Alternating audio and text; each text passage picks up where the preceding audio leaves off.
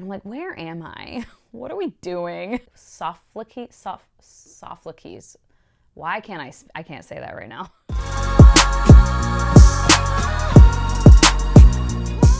Well, hello. Welcome back to my channel. Just Shauna here to talk about some friggin' books that I have read recently. I'm very happy. I am kind of starting out the year with a bang as far as reading more frequently and just being more productive with reading and actually prioritizing taking the time throughout my day to sit down and read. Of course, me being me, I have not necessarily completed a shit ton of books thus far.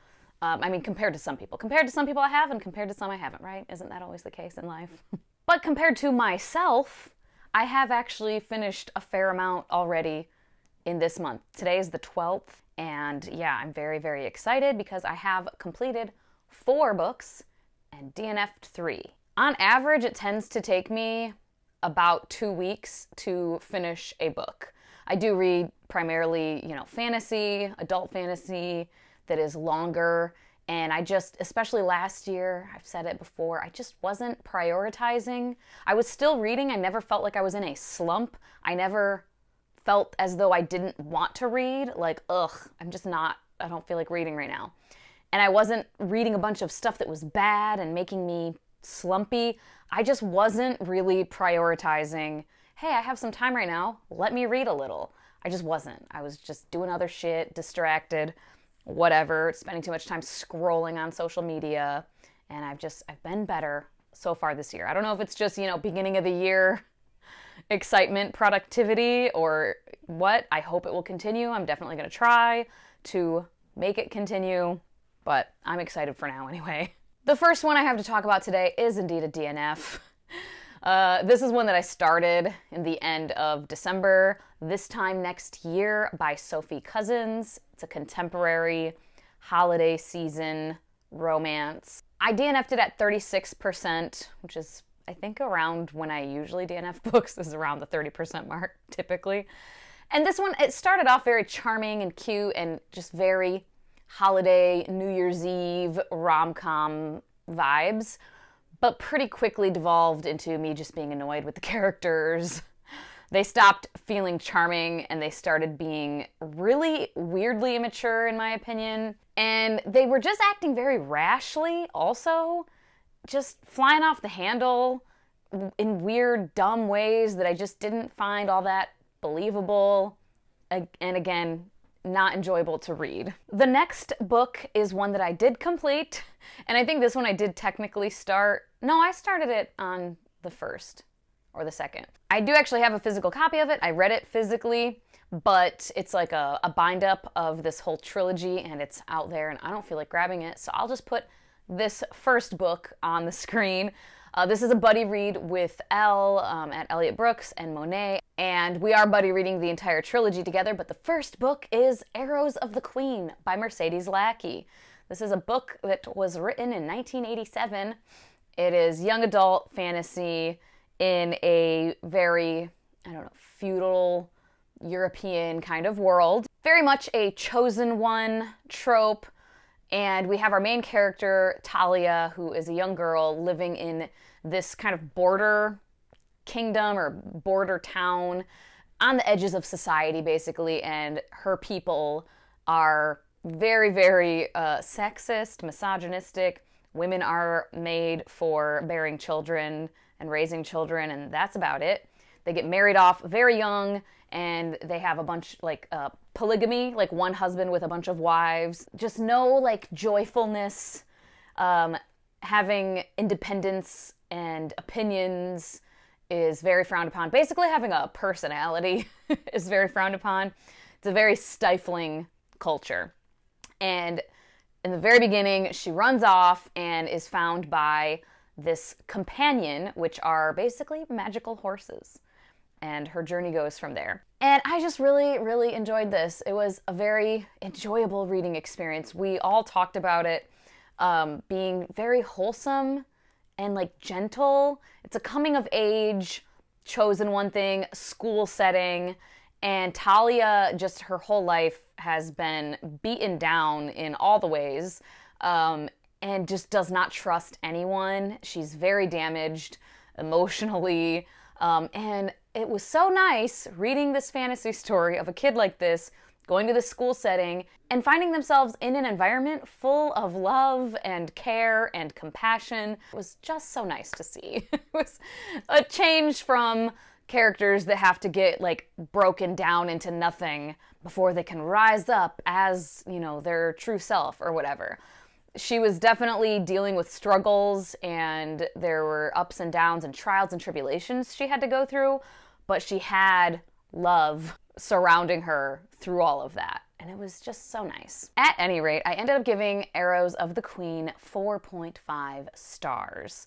I did find myself feeling distanced from certain parts of the story. There were emotional things that happened that I recognized as being emotional, and they kind of made me be like, oh, that's sweet. But I didn't feel much of the emotional impact like I will often when I'm reading. Like, I'll get choked up and like cry pretty frequently with emotional stuff when I'm super invested. And it was weird because I loved these characters, Talia especially. I care about them. I want to know what happens to them. But yeah, I just felt a little bit of distance there. But I thought the world building was awesome, and the character development was great.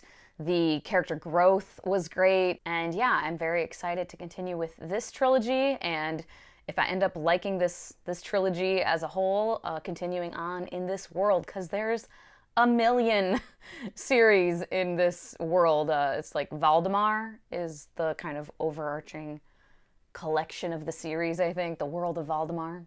The next one is a book that was a NetGalley e-arc that I have, and it is a HarperCollins book, so I will not be giving a full review of it, but after discussing with some other content creators, some other booktubers on, you know, what their ask is with the HarperCollins union strike, what they're asking, and like what everyone is kind of doing or what seems to be the right move, I'm just going to show you the book, which is Daughters of Isdahar by Hadir El-Spy, and I will give you my rating, but I'm not going to go into further detail because I'm withholding my full review. And this one I think is out now. I think it was January 10th, I think was the release day.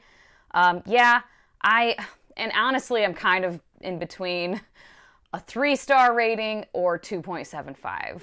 Which is like, that's still my 3-star like range. That's just like, it's like slightly less than middle of the road for me, but I think I am gonna go with a 3 just to be fair. But yeah, would love to tell you why, but the strike, stuff in the description bar for that. If you haven't yet signed the letter or you would like some more information about it, check it out down below. And the next one is a HarperCollins imprint, but it is under Harlequin, which I have seen confirmation that that is not part of the strike because they are not part of the union. And it was another NetGalley e-arc. This one was a DNF, however. The book in question, Queen of Dust by H.E. Dare. I believe this is a debut, and I cannot recall when it comes out. I will put it wherever when I edit and I see. And this one I got, how far into it did I get? I think about the same amount. Yeah, 36%. This one is a sci-fi romance, and the comp titles for it are Anastasia Meets the Bodyguard. And yeah, the whole premise is outer space, this woman who is from a planet where the culture is very much seek out joy and pleasures in life, and like sex and whatnot is just very not frowned upon at all. Having sex in front of people is like fine and normal. She is a temptress of this culture, which is like she's very specially trained in the art of pleasure. Very much reminded me of the Phaedra's trilogy by Jacqueline Carey in that regard alone. Just this concept of a culture that just reveres sex and pleasure and teaches certain women to be like the best at it, basically. And yeah, she gets paired with this bodyguard to watch over her, and you know, things ensue. This is just not for me, really. I see there being an audience for it for sure. If you are a romance reader, I would say check it out, especially if you like sci-fi romance. I think I stupidly didn't realize it was romance more than sci-fi. Like, that's where it would go in bookstores, is in the romance section. And I think I didn't realize that. And it just, right off the bat, I wasn't loving it. I definitely can see an audience for this. Like I said, if you really are into romance and sci-fi romance, I'm sure you'd probably find it a fun time. It just was not the book for me. And I should have realized that before I requested it, but I didn't. Next, another NetGalley e-arc. I'm just trying to blow through them. I had quite a few that I was like, oh shit. Those are about due. This one was Arch-Conspirator by Veronica Roth. This is, I think, technically a novella. Very short. It was like, how many pages? Yeah, 128 pages. Dystopian, sci-fi, reimagining of Antigone by Sophocles. Why can't I can't say that right now.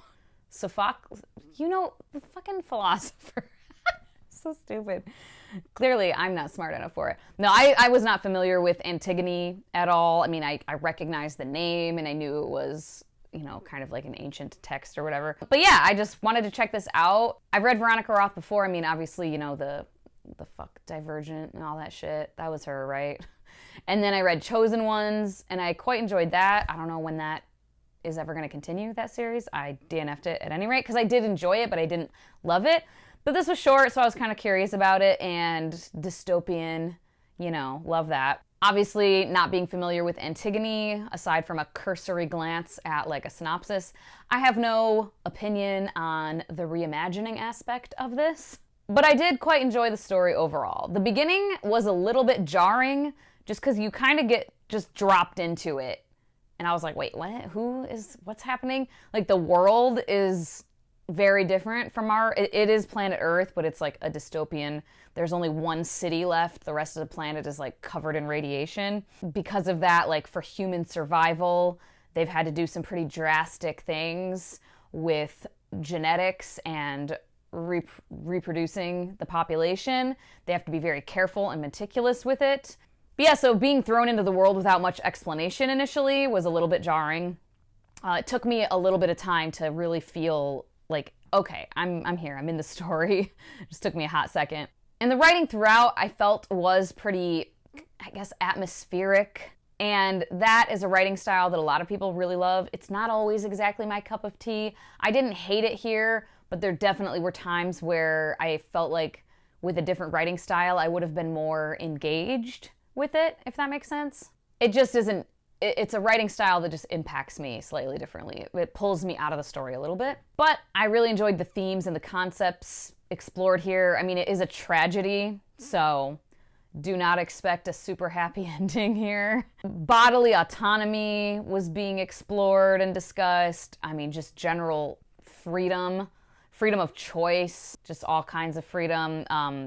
Tyranny was being explored, and just humanity's survival and what we will do to survive and what we might need to do versus not need to do, and like what people are willing to sacrifice and exploit in the name of humanity's survival. So I did end up enjoying it overall and the tragedy of it all, and I gave it 3.75 stars. Next is a book I got from the library, and the only reason I was aware of this series at all is because Mark Simonetti, who is an artist, and he does cover art for a lot of very well-known fantasy books. He's done cover art for Brandon Sanderson, I think maybe for Robert Jordan, I don't know. He's done artwork for George R.R. Martin for Song of Ice and Fire series, and he did all the cover art for the Legends of the First Empire series and the Rise and the Fall series, also by Michael J. Sullivan. I don't know about the Rhaeria or not. Just beautiful artwork. And he tweeted, and I saw someone retweet it, just a few pieces of art that he's done. And the fourth one, I was like, what the fuck is that from? Because if that's from a book, I need to know. And it was from the third book in this trilogy, and all the covers are done by him, and they're very beautiful. And I was like, I've never heard of this before. So I picked up the first one, Crossroads of Canopy by Thoraya Dyer. And it's a very cool world, okay? It is this place called the Canopy. Basically, it's people living up in the trees. And we have Canopy, which is the people at the top, the canopy of the forest. And then the understory, which is like kind of the middle part. And then there's the floor. And the floor sounds terrible. There's like monsters, demons, all kinds of crap down there. And the canopy is where you want to be. And they have these different like niches or like basically kingdoms where these different gods and goddesses like preside over each niche. And they have like a temple in each one, and it's like a different tree. And these are like gigantic, huge trees. It's almost like a jungle-ish feeling forest. And the gods and goddesses get reincarnated when they die, when their physical body dies, they get reborn, and they will either be, you know, a goddess again or then a god. Like they can be male or female. And whatever they are, if they're a male, if they're a god, then they have a bodyguard who is a woman who is female, and vice versa. If it's a goddess, a female reincarnation, then she has a male bodyguard, okay? So there's definitely something there with like a lot of gender binary stuff happening. I don't really know if the author was trying to like have a conversation about any of that, and if so, what they were saying, or if it was just kind of a choice that was made without really thinking about it. But I did see some other reviewers commenting on that as well. But at any rate, our main character just for some reason believes that she has this great, wonderful, grand destiny, and she believes that her goddess of her place that she lives is going to be reborn as a man next, and that she, the main character, will be the bodyguard. And like, she doesn't really say why she thinks this. She just is convinced. But like, she'll keep saying crap like, well, like to her friends or whatever, like, oh, I can't tell you why I know, I just know. I'm like, can you tell me why you know? Can you tell the reader why you know? But from what I saw on other reviews, I don't think she ever says why she knows. She just thinks it. And yeah, I DNF'd. I DNF'd it. The biggest reason I DNF'd it was simply the writing style.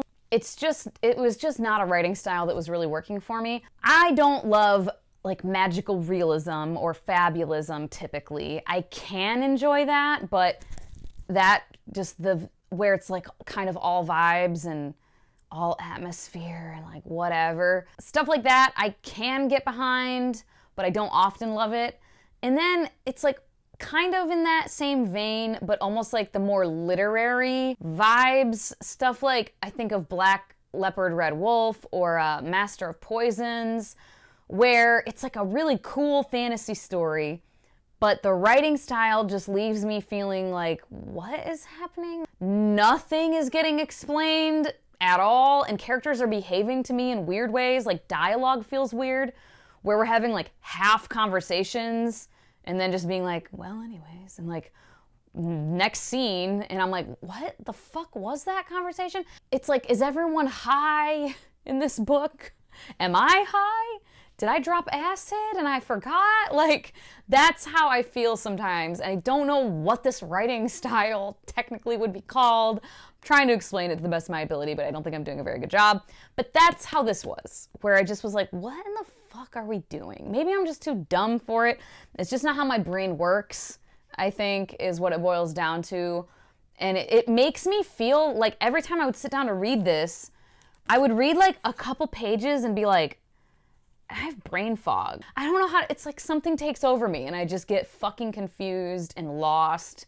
And I'm like, where am I? What are we doing? But then the main character also was driving me crazy. She was really insufferable. And again, I saw negative reviews that said she doesn't get better and it just continues. And she's just insufferable the entire time. So I was like, cool. And I read the last like 2 chapters to see if like there was anything there. And I just still was like, I don't know what the fuck. Okay, whatever. The writing style persisted. I honestly, though, might try the second book. I read a little bit of it on Amazon, like the, you know, look inside, the Kindle edition. And the writing style felt slightly different. So I was like, okay, maybe I will. These covers are really just killing me. Like, I'll put them up, the cover 2 and 3, the third one in particular. I'm like, I just need to buy the artwork or something. But also the world it sounds so cool. It sounds so cool. But man, it might just not be for me, you know? And then I picked up one that I purchased just in December, pretty recently, when I went to Barnes & Noble for the hardcover sale with Elle. I randomly saw this and the artwork looked really cool. And I thought, you know, I think I'm due for a graphic novel that I haven't read before. Like, I don't pick up graphic novels very often. I love Monstrous. I continue with that. I like Lore Olympus. I'm continuing with that. But I just don't try new ones very often. And yeah, the artwork just struck me. Middlewest by Scotty Young and Jorge Corona is the illustrator. And several of you commented on that. I think it was my book haul, last book haul of 2022, where I was like, has anyone heard of this? Because I've never heard of it. What do you think? Someone was like, I hated it. But basically everyone else was like, oh my God, you're in for a treat. And I just was like, you know what? Let me just pick this up real quick because I know it won't take me very long. And yeah, I really, really enjoyed it a lot. Like, a lot. I didn't give it 5 stars because I didn't love it that much, I guess. But I really liked the story. It's this fantastical world. Middlewest is like the middle of the country, like the Midwest, the middle of the country. And I don't quite understand yet, like, it kind of seems like dystopian maybe. Like all the houses have this like pinkish like liquid in tanks, but I don't really know what it is or why. I don't know if I'm supposed to. I don't. And definitely content warning for child abuse. Our main character here, Abel, his father is abusive toward him. And I don't know if maybe it's just like a metaphor or an allegory or whatever, but it's very, very windy. And basically a monster comes for Abel and he runs away. And then he is affected in some fashion by this monster and has a little bit of it inside of him essentially, and is trying to like fight this and deal with it.